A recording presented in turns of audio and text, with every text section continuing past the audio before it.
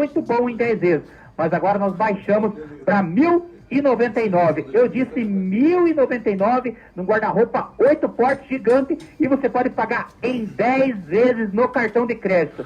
E para nós finalizarmos aqui, chegou a cozinha genial. Ah, Irineu, que cozinha que é essa? É lançamento, já está montado na loja. Cozinha genial com espaço para o forno micro-ondas e para o forno elétrico. Por apenas 830 em 10 vezes no cartão. 830 cozinha genial em 10 vezes no cartão. Ela é linda também, não risca, cozinha maravilhosa, lançamento e com garantia. Fátima, pergunto pra você, você gostou das novidades, das promoções de hoje, né, querida? Nossa, adorei, muito boas, né? Vamos conferir então. É só vir conferir, são ofertas fantásticas da Valdar Móveis. E eu estou esperando todo mundo aqui, porque sexta-feira tem futebol e na sexta-feira eu vou falar de TV pra você, minha querida, tá bom? Beleza, aquele abraço, Irineu, bom dia. Me cansei de lero-lero. Dá licença, mas eu vou sair do sério. Quero mais saúde. E nós estamos aqui com o Dr. Antônio Carlos Attar, angiologista, cirurgião vascular, ele que atende aqui em Telêmaco Borba, na Clínica Pro Saúde. E o nosso assunto hoje vai ser ferida, né? As feridas nas pernas. A gente fala nas pernas. Eu tenho a sensação que é só nas pernas. Tem outros lugares também, doutor? Bom dia. Tem, né? Bom dia, é um prazer estar aqui de novo. As úlceras, né? As feridas, elas podem acontecer em qualquer área do corpo. E tem muita variedade, muitas causas. Então, hoje a gente vai ter que restringir um pouco esse assunto para as úlceras de membros inferiores, né? E, além disso, algumas causas e alguns tipos determinados de feridas e úlceras, né? Senão a gente vai passar aqui a semana toda conversando e não esgota o assunto, né? Grave assim, doutor? É grave. Hoje, através de estatísticas e trabalhos, a principal causa de afastamento de pacientes através do INSS, né, através das estatísticas do INSS, hoje a principal causa de afastamento ao trabalho, a causa mais comum, a principal causa de afastamento ao trabalho são úlceras e feridas nos membros inferiores, até assim, restringindo a membros inferiores. A principal causa de afastamento ao trabalho hoje pelo INSS são as úlceras dos membros inferiores. E o que leva, doutor, a sair uma úlcera, a ter o problema com a ferida? O que abre essa ferida? Então, a gente consegue dividir assim, didaticamente, né, para as pessoas entenderem. Primeiro, causas intrínsecas, que é do próprio organismo, a causa, né, que a gente chama intrínseca, é de dentro do organismo, e causas extrínsecas, né, que vêm de fora, causas de fora. As causas extrínsecas são ocasionadas quando não tem patologia concomitante, que a gente vai conversar sobre essas patologias, não tem doença concomitante, geralmente as feridas ocasionadas por causas extrínsecas. O que seriam causas extrínsecas? Machucado, uma raladura que escorregou e raspou, bateu na quina de uma mesa. Coçou. Isso vai formar essas feridas e que normalmente cicatrizam rapidamente. Então, essas são feridas agudas e que cicatrizam sem muita necessidade de intervenção médica ou do paciente, ou cicatrizam espontaneamente, quando não tem doença concomitante. O grave e a dificuldade é quando a gente tem fatores intrínsecos junto e que perpetuam essa ferida, tornando essa ferida uma úlcera crônica, né? E aí a gente entra na divisão dessas causas intrínsecas dos tipos de úlceras, né? Dentre esses tipos de úlcera, a úlcera venosa, né? Vamos dizer assim, vamos olhar mais de cima. Então, a gente tem úlceras vasculares, né? As úlceras ocasionadas por patologias vasculares. Dentro das úlceras ocasionadas por patologias vasculares, a gente tem a mais comum delas, e acaba sendo também a mais comum entre todas as úlceras dos membros inferiores, a úlcera venosa, que é a úlcera ocasionada pela insuficiência venosa crônica, né? Que são as varizes em si, tanto as varizes aparentes e muitas vezes varizes que não estão aparentes né? E que os pacientes gostam de falar que são varizes internas, mas na realidade são alterações no sistema venoso profundo da perna, no sistema venoso que corre lá dentro da perna, junto com as artérias, que não aparece a olho nu, mas que quando está doente repercute muito mais, causa muito mais dano do que quando está só o superficial presente. Então a úlcera venosa é a úlcera mais frequente hoje, né, nos membros inferiores. Tem uma série de características que a gente consegue diferenciar essas úlceras, né? A gente vai conversar sobre isso hoje. Um segundo tipo não é tão comum, mas acaba sendo até mais grave do que as úlceras venosas, né? Que são as úlceras arteriais, são as úlceras isquêmicas, né? Aí a gente vai ter úlceras por macroangiopatia, por doença da parte circulatória dos grandes vasos, e também úlcera da microcirculatura, por alteração dos pequenos vasos, né? Na macroangiopatia, na doença arterial dos grandes vasos, a principal causa, é um tema que a gente já conversou aqui, a principal causa é a aterosclerose, que é aquela camada de gordura que vai se depositando na parede interna dos vasos, que tem como principal causa tabagismo, colesterol alto, pressão alta, diabetes, que a gente já conversou aqui uma vez, né? Acho que dá pra gente daqui a pouco já retomar também esse assunto da aterosclerose, que é tão importante.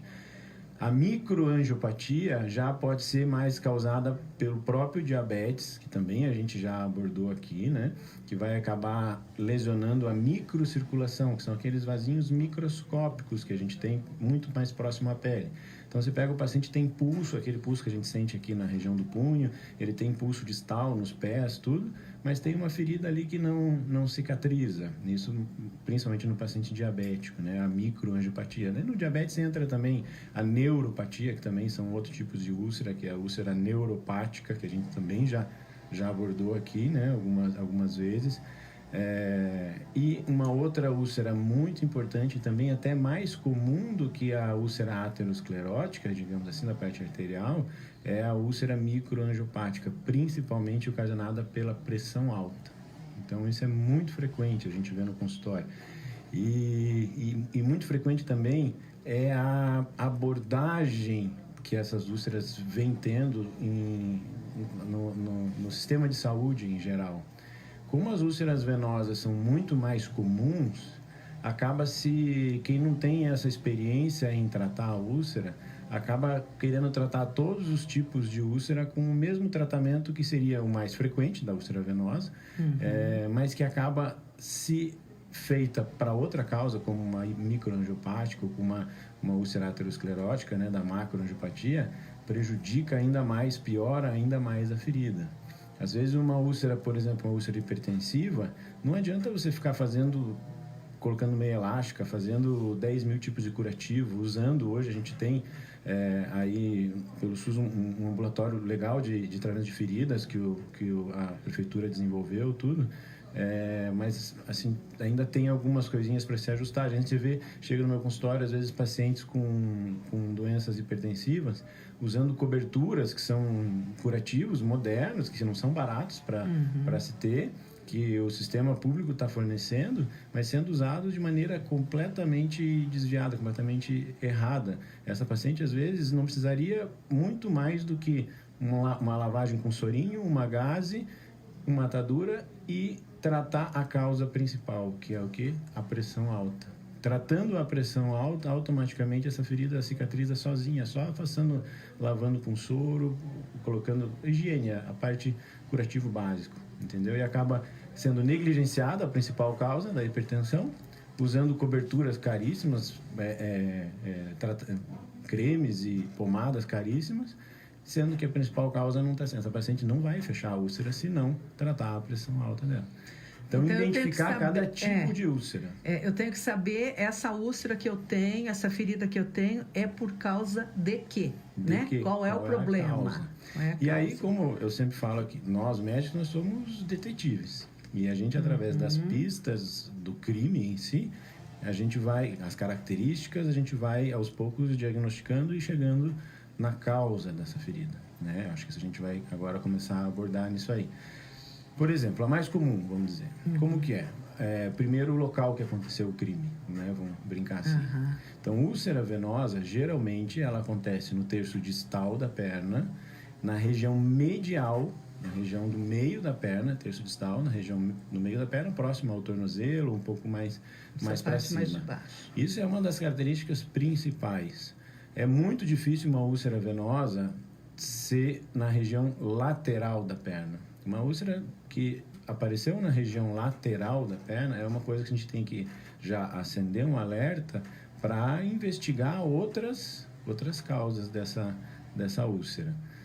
Além disso, as características da úlcera. A úlcera venosa geralmente é uma úlcera que tem formatos diversos e irregulares, bastante irregular. É uma úlcera de coloração com fundo mais rosa, mais vermelho, né? Ela não é tão profunda, né? Dor tá pior e piorou, é o primeiro sinal de infecção. Antes de começar a sair uma secreção esverdeada, ou qualquer tipo de outra, antes de ficar vermelho, antes de aumentar a secreção, a primeira coisa que piora é dor. Eu falo assim, piorou a dor da sua ferida, me procura que provavelmente vai ter uma infecção associada e que a gente vai ter que começar a tratar. Então, a úlcera venosa, geralmente, ela dói moderadamente, não é uma dor muito intensa. E acaba sendo por isso que ela acaba se tornando muito crônica. Eu tenho pacientes que chegam para mim com 30 anos de ferida, com 40 anos de ferida. E a gente consegue fechar essas feridas. Justamente porque ela, como não dói, ela é negligenciada. E aí entra um outro risco maior ainda. Essas feridas muito antigas, muito crônicas, ela pode malignizar, que a gente chama. Ela pode se tornar um câncer, essas feridas. Então, essas úlceras muito antigas, a gente tem que tomar cuidado, muitas vezes biopsiar, dependendo do aspecto dela, tirar um pedacinho e mandar para exame, porque ela pode já ter malignizado. É uma ferida, a úlcera venosa é uma ferida que a perna geralmente está mais quente, né? Ela não está gelada, a perna, a ferida não é um fundo, né? O fundo ela é fundo quente, você encosta na ferida, a ferida não está fria, ela é uma ferida quente. Geralmente essa perna acompanha junto, né? Ao lado da região da ferida, manchas amarronadas, que a gente chama de dermatite ocre, né? Que fica mais amarronado na volta. Junto a gente vai ter edema, um inchaço na perna, né, também, que é uma pista de que essa paciente seja uma úlcera venosa. Características da dor também, essa dor moderada e esse inchaço, geralmente o paciente chega falando que melhora muito quando eleva a perna, quando põe a perna para cima, melhora a dor, melhora a secreção, melhora o inchaço. Então, através dessas pistas, você acaba direcionando o teu diagnóstico para uma úlcera venosa. E aí o tratamento é específico para a úlcera venosa. No tratamento da úlcera venosa, o principal é o tratamento da causa da úlcera.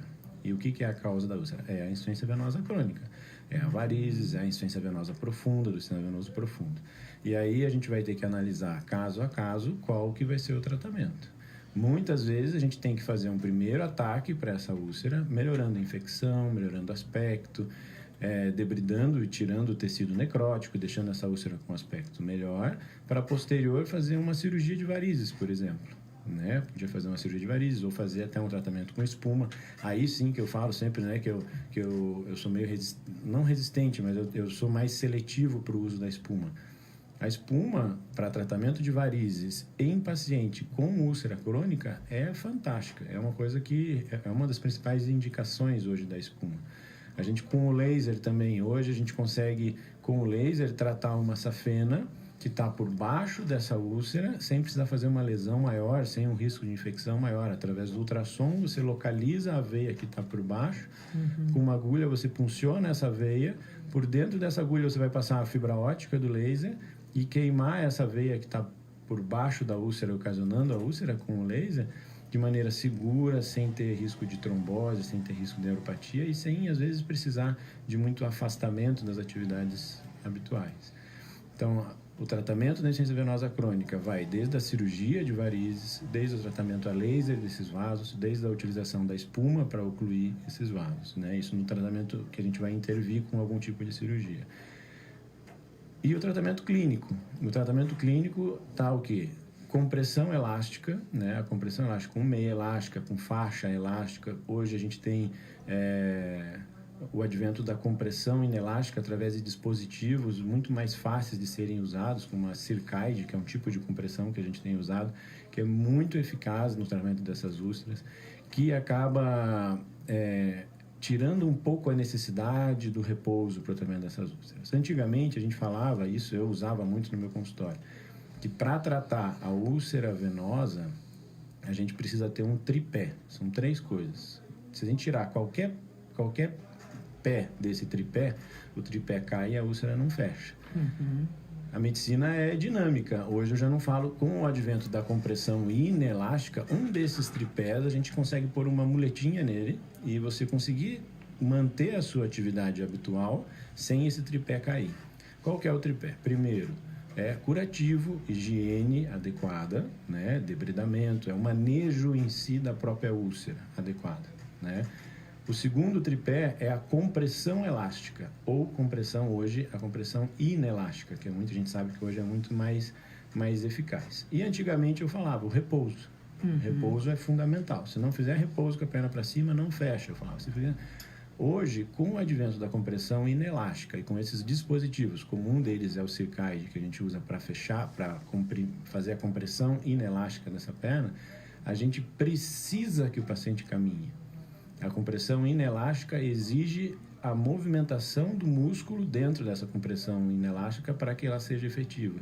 Então, com a compressão inelástica, como a Circaid uma delas, a gente consegue permitir que o paciente continue na sua atividade habitual, caminhando, às vezes trabalhando, e tenha um tratamento efetivo para essa úlcera. Então, isso é legal, que é uma grande transformação, né, de um paradigma que tinha, que assim, se não fizer repouso, não fecha. Hoje, com esse tipo de compressão, o paciente precisa caminhar para que a úlcera feche. Estou falando muito, você me interrompe, pergunta, porque eu vou falando... Então, vamos falar. Quem ligou o rádio agora, está ouvindo, você está em sintonia com a Capital do Papel. Nós estamos conversando com o angiologista e cirurgião vascular, Dr. Antônio Carlos Zatter. Estamos falando de úlceras, que são as famosas feridas. Hoje abordando mais a parte inferior, né, doutora? Isso. Até agora só se falou da parte inferior, né? E nem vamos entrar na parte superior, vamos deixar para outro dia, né? O mais comum é de membros inferiores, e a gente está falando, por isso que eu estou falando mais até da úlcera venosa, que é a mais comum delas em si, né? Uma outra coisa que eu falo para meus pacientes, assim, a úlcera, ela é dinâmica. Para o tratamento dessa úlcera, não adianta você... seria muito mais fácil se fosse uma vez no médico, o médico te desse um comprimidinho, e você fosse para casa tomar aquele comprimidinho, sentar e a cicatrização ia ocorrer. Não, o tratamento da úlcera é muito mais... exige muita dedicação, tanto do paciente, como médico, e do paciente. A gente tem que formar uma equipe. Normalmente, uma equipe multidisciplinar é muito interessante. A gente já tive até grupos com psicólogo, porque isso altera muito a úlcera, altera muito a relação familiar, a autoestima do paciente. Expõe muito, né? Expõe muito. Muitas vezes essas feridas são muito secretivas, então vai dormir, a cama toda suja, isso acaba interferindo na relação conjugal do paciente por conta dessa diminuição da autoestima, essa dificuldade de manter a higiene. Então, isso tem um impacto social muito grande, né? E que tem que ser tratado.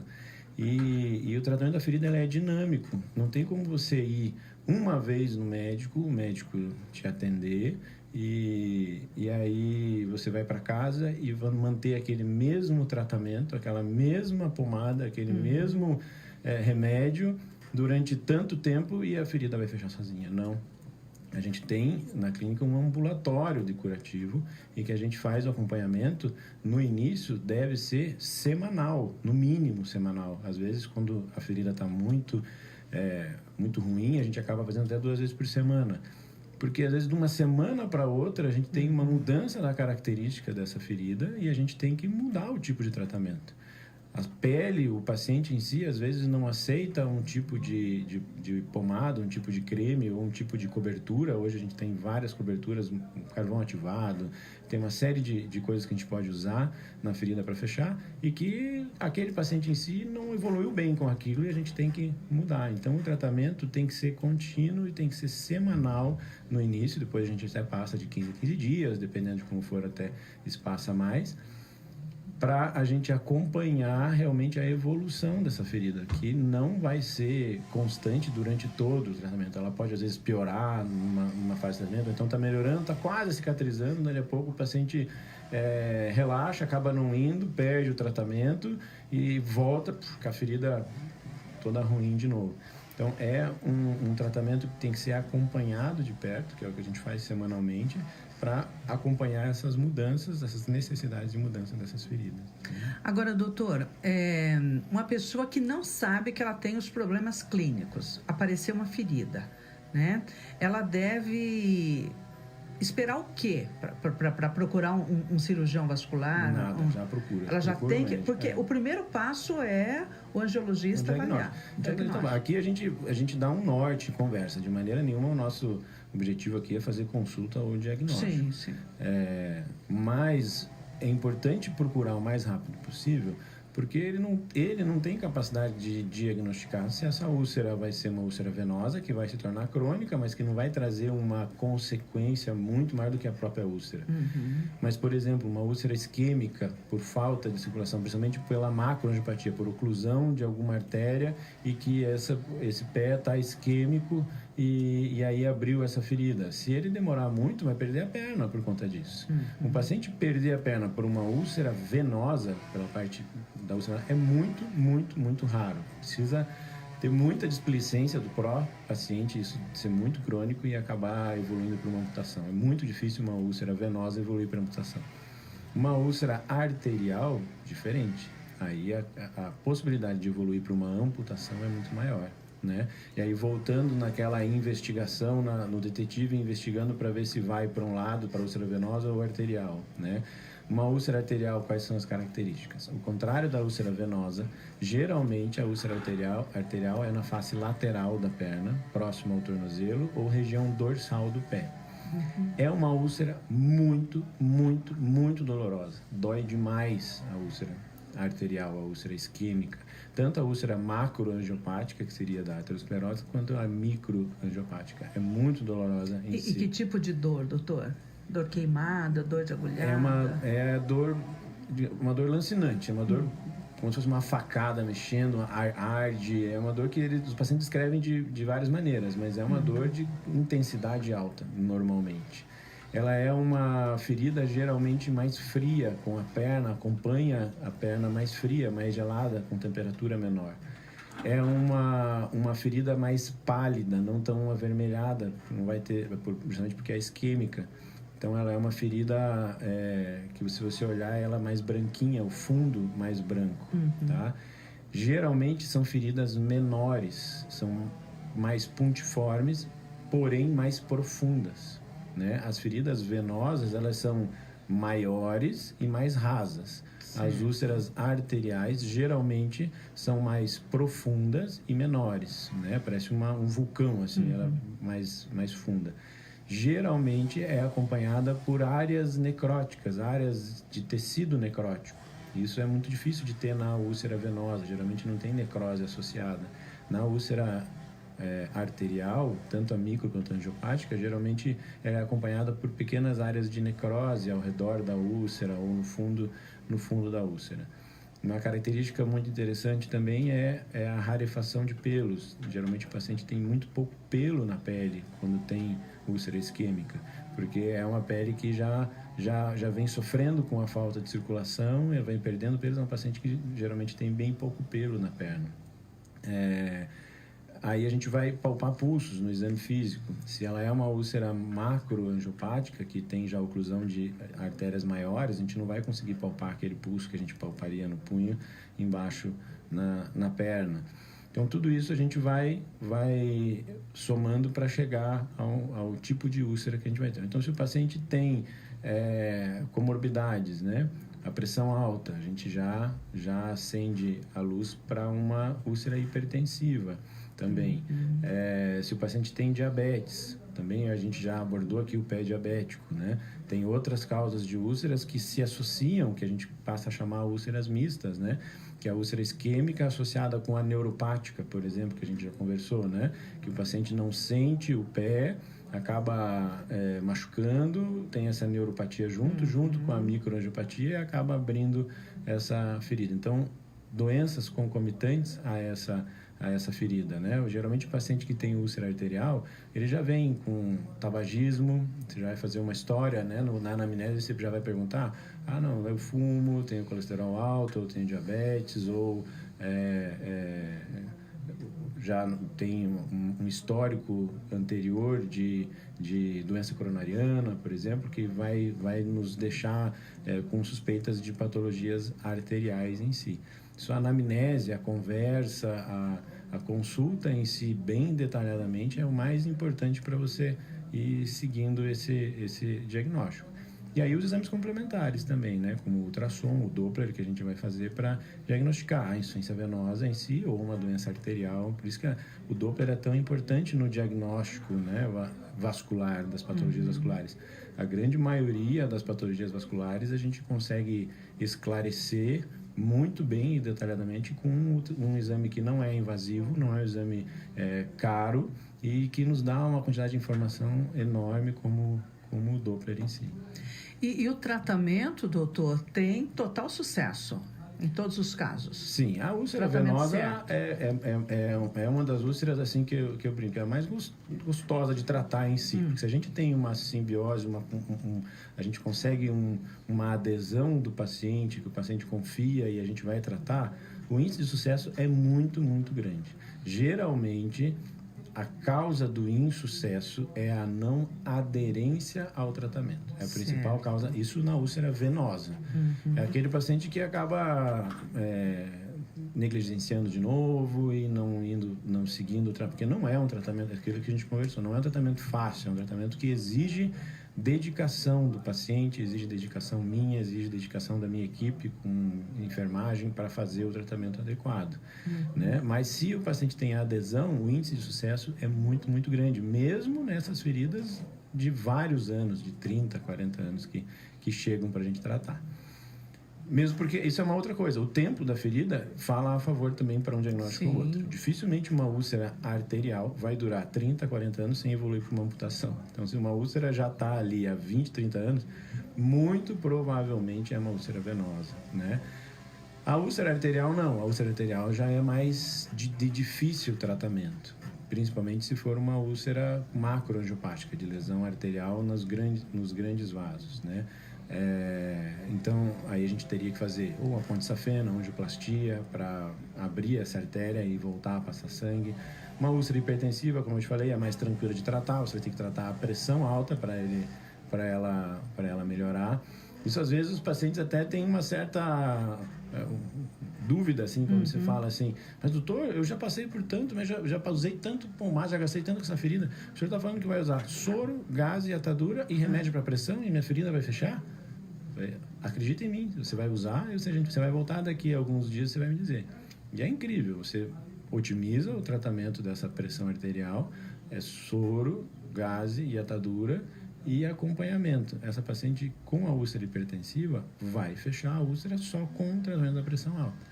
Então, você ter a causa, o diagnóstico em si, é o fundamental. Meio caminho andado para trabalhar o resto. Vamos às perguntas? Vamos. Deixa eu ver aqui. Bom dia, doutor.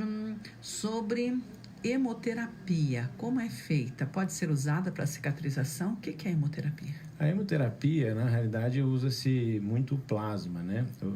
É uma maneira de se tratar as feridas.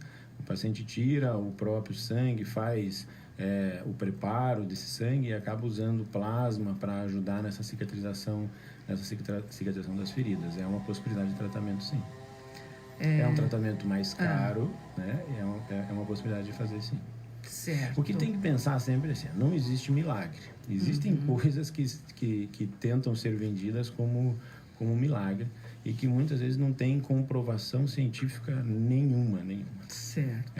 Uma das coisas assim que hoje estão usando para tudo, que é igual, eu brinco, é igual o Chakoskark, né? Que o Chakoskark, desculpa, eu não podia nem se podia falar, né? Mas Nós é para... já fizemos propaganda com os caras. Mas é para, desde artrite até tudo quanto é, né?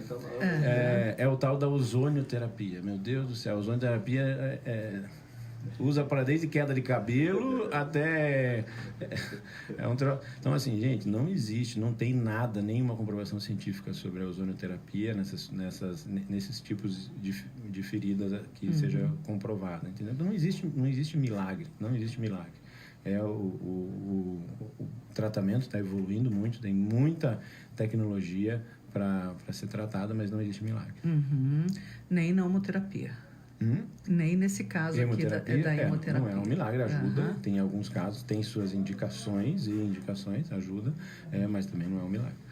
Doutor, tenho varizes e na junta do pé abre, né, a ferida. É muito difícil fechar. Quando está fechando, ela coça demais e eu acordo com a dor. Ela parece que está mordendo. Uma dor que parece que está mordendo.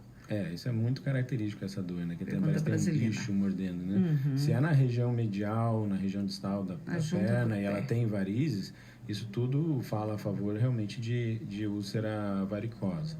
O prurido é um sinal de alerta, né? A coceira em si é a primeira alteração da pele ocasionada pela insuficiência venosa crônica. O paciente que tem muito prurido, isso acaba ocasionando o que a gente chama de eczema diastase, que é um tipo de inflamação da pele ocasionado pela estase venosa, pelo sangue muito tempo parado, pela dificuldade do sangue subir da perna em direção ao coração. E aí ocasiona esse prurido, essa coceira, que pode ser um desencadeador da própria ferida por conta de estimular um fator externo, que é a paciente coçar, abrir pequenas lesõezinhas e isso evoluir para uma ferida grande também. E se ela tem varizes, o tratamento para essa ferida é o tratamento das varizes em si, né? Certo. Doutor, uma vez feito o diagnóstico certo, o tratamento fechou, a pessoa pode ter vida normal, tranquila e nunca mais reabrir essa ferida? Depende do tipo da ferida e da eficácia em si do tratamento, né? A insuficiência venosa crônica. Então, a gente tem dois tipos de insuficiência venosa crônica. A gente tem dois tipos de sistemas venosos. Um sistema venoso profundo, que é responsável por 80% do retorno de sangue, e um sistema venoso superficial, que é responsável por 20% desse retorno de sangue. Alguns pacientes têm doença só no sistema venoso profundo, não tem no sistema venoso superficial. Esse paciente não vai ter cura da insuficiência venosa, vai ter controle. Qual é o controle? Manter-se no peso ideal, uso da meia elástica, atividade física, né? A compressão elástica é importante, a atividade física, a compressão inelástica, permitindo com que ele siga a vida dele normalmente em si, mas ele vai ter que ter essa compressão inelástica e todos esses cuidados para que a úlcera não abra de novo, se isso já tiver uma repercussão. A insuficiência venosa superficial, o contrário, ela tem cura cirúrgica. Se ela tem insuficiência venosa só no sistema venoso superficial, você faz uma cirurgia e a possibilidade de cura naquele momento é muito grande. E a paciente pode vir a ter aí, às vezes, nem necessidade de usar meia, porque acaba ficando curado. O que acontece? 80% dos pacientes têm insuficiência nos dois sistemas venosos. É muito difícil o paciente ter insuficiência só num ou só no outro. Então, a grande maioria das vezes, o tratamento deve ser combinado. Um tratamento cirúrgico para tratar a parte superficial, certo, e um tratamento clínico para manter a parte profunda controlada. Como o sistema venoso profundo é responsável por 80% do retorno de sangue, a gente não pode intervir cirurgicamente nele. Você não pode operar e tirar esses vasos que isso vai fazer falta para a perna. Isso é uma pergunta muito frequente no consultório. Doutor, não vai fazer falta para mim essas veias? Do sistema venoso superficial, não. Ele é responsável por 20% só do retorno. E por mais que utopicamente a gente tirasse todo o sistema venoso superficial, ainda teria 80% do profundo. O contrário, o profundo, qualquer vaso que a gente tire vai fazer falta para a perna. Então, a gente não tem cura cirúrgica, é só o tratamento clínico em si, que é a meia elástica. Como 80% tem os dois as duas patologias juntas, né? A patologia nos dois sistemas venosos juntos, a gente precisa sempre manter o tratamento clínico para evitar que essa úlcera abra de novo. Porque se o paciente negligenciar, vai abrir de novo, E o que ele tem que fazer para não abrir? Manter o peso ideal, usar a compressão elástica ou inelástica, fazer um acompanhamento, cuidados com a pele. Que esse paciente que tem essa insuficiência venosa e que já tem, provavelmente esse que já evoluiu para a ferida, ele tem uma série de alterações na pele já. Então ela tem uma pele com atrofia branca, que a gente chama que está fechada, mas é uma pele que está, você vê, é bem característico essa imagem. Eu falando aqui, algum paciente pode até identificar. Ele parece a pele fica fechada, mas uma atrofia esbranquiçada por dentro, assim, fica uma pele bem esbranquiçada na região. Geralmente essa pele do paciente da insuficiência venosa crônica, ela já é mais fininha, bem fina, já tem uma dermatite ocre no local, que é aquela mancha amarronada também. Então é um paciente que vai estar em cima do muro. Qualquer coisa que dê um empurrãozinho nele ali, ele cai e abre a ferida de novo. Quais são esses empurrões? Não usar a meia elástica, a compressão elástica. Ficar muito, muito tempo em pé ou sentado com a perna para baixo, sem usar a compressão elástica. Um prurido, uma região que começou a coçar, é um sinal de alerta. Eu falo, esses meus pacientes que já fecharam a úlcera, tem alguma região que começou a ter coceira? Venha para eu ver. Às vezes, já aquela região está desenvolvendo um eczema, que a gente tem que fazer um tratamento tópico com corticoide para diminuir esse eczema. Talvez melhorar a compressão. Tem pacientes que a gente precisa usar dupla compressão, não só a meia de alta compressão, usar a meia elástica e a meia inelástica para conseguir segurar. Dependendo do grau da insuficiência venosa que esse paciente tem, a gente vai ter que ir, durante a vida dele, equilibrando o conforto que ele vai ter, porque assim, quanto mais compressão, acaba às vezes causando um pouco de desconforto, com a capacidade de manter a úlcera fechada.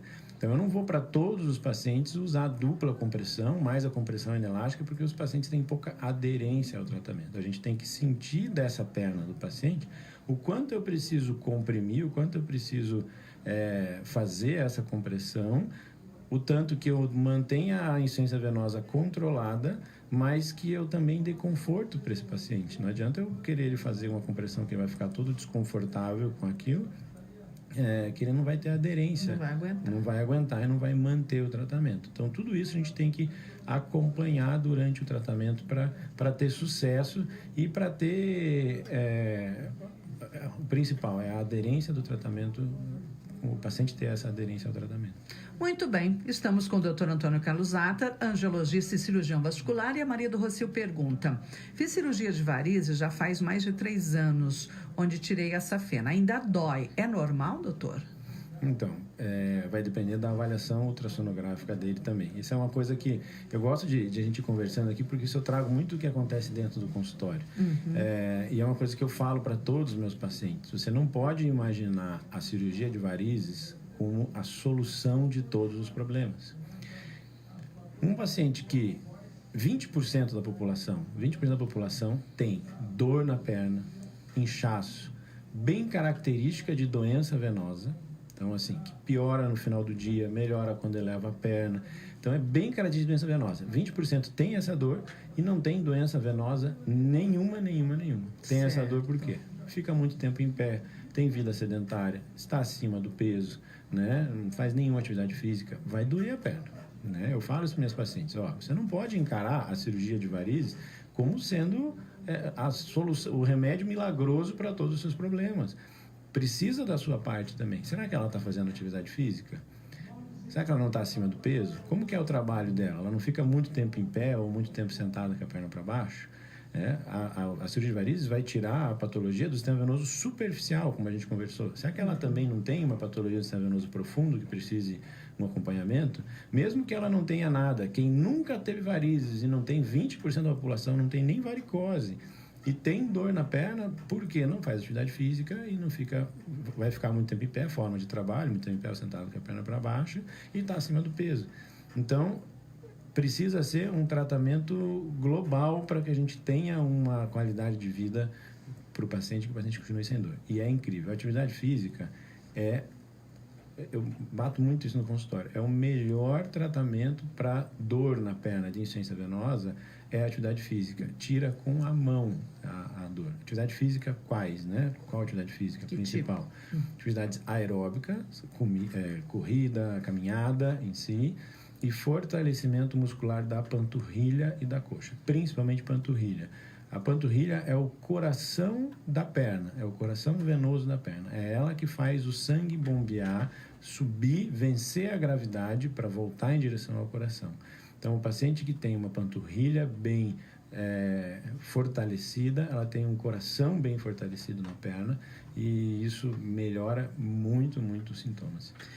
Última pergunta, dona Alexandrina. Ela tem 85 anos, as pernas dela, do joelho para baixo, são muito quentes, inclusive o pé. Ela tem que tirar, diz que da cama, porque ela não aguenta manter o pé coberto. E ela pergunta se é um problema circulatório. Pode ser. É muito pouca informação. Mas lembra no pé diabético que eu falei? Lembrei disso quando ela perguntou. Então, é uma pista muito importante assim, do criminoso em si. Os pacientes descrevem essa sensação de queimação que não consegue dormir com o pé coberto. Ela não deu informação nenhuma, mas 85 anos, existe não é que tenha, mas se eu fosse... A primeira pergunta que eu ia fazer para ela se tivesse no meu consultório, a senhora tem diabetes? Não tem. Isso não eu perguntei. Não tem? Não tem. A própria insuficiência venosa pode dar também essa sensação em si. De fazer uma anamnese melhor. Mas essa sensação de queimação e que não consegue colocar a coberta em cima é muito característica de neuropatia.